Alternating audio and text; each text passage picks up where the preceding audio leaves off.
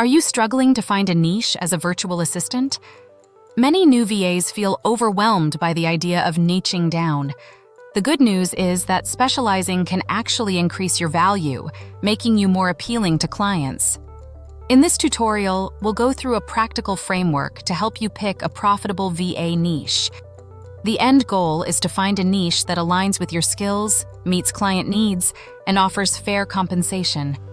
First, understand that your niche lies at the intersection of three areas: what you're good at, what clients need, and what they will pay for. Now, let's break this down into steps.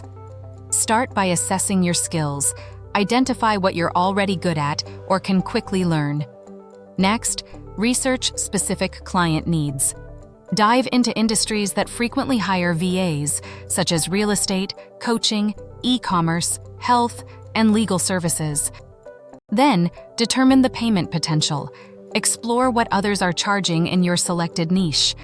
Once you've identified potential niches, validate them. Spend a week searching for job postings and pricing in your area. Join relevant Facebook groups and engage with clients to understand their challenges.